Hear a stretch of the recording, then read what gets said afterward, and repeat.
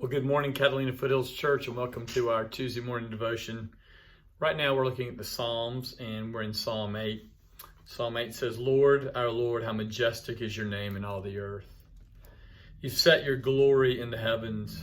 Through the praise of children and infants, you have established a stronghold against your enemies, to silence the foe and the avenger. When I consider your heavens, the work of your fingers, the moon and the stars which you have set in place, what is mankind that you are mindful of them? Human beings that you care for them. You've made them a little lower than the angels and crowned them with glory and honor. You've made them rulers of the works of your hands. You've put everything under their feet, all flocks and herds, and the animals of the wild, and the birds of the sky, and the fish of the sea, all that swim the paths of the sea. Lord, our Lord, how majestic is your name in all the earth. This is a psalm for the director of music according to the Gittith, a psalm of David.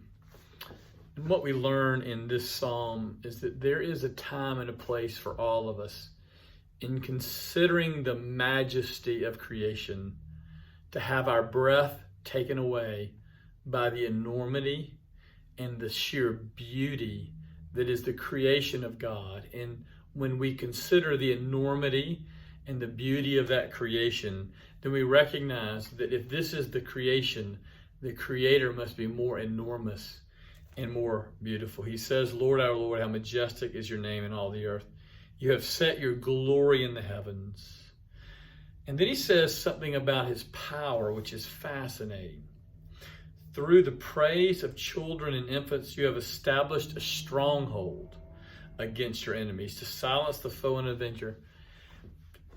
We don't know exactly what this means, but what the psalmist is teaching us and claiming is that by the praise on the lips of children and even infants, and that would be infants who cannot talk, that somehow their communication from children, and it is praise, through the praise of children and infants, you have established a stronghold against your enemies, that God is so powerful that he can use young children and infants to hold back the foes and those who would come after him. He is so strong.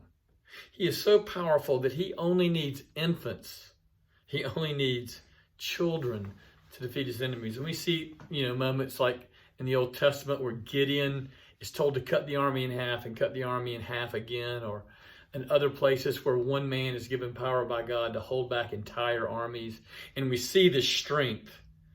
We also see this majesty, and it leads us to worship, because part of what this psalm teaches us is that our breath ought to be taken away, and our mind ought to be blown, not every day, but by the enormity of God's power, the majesty of his character, and the beauty of his creation. And in Tucson, that's often easier to see. But he's also amazed, the psalmist teaches us, that in light of his own majesty and in light of his greatness, of this power that he has that can even defeat his enemies with children and infants. Imagine armies aligned against God. And here come babies crawling and little tiny infants, and God uses them to crush the foe. That in light of that power and in light of that majesty, he says, when I consider your heavens and the work of your fingers, the moon and the stars which you set in place, what is mankind that you are mindful of him? He is humbled that God would consider us as part of his creation, a very small part of his creation. When you consider our size in relation to the whole creation, we're smaller than an atom. We're smaller than a quark. We're smaller than these, we're infinitely small.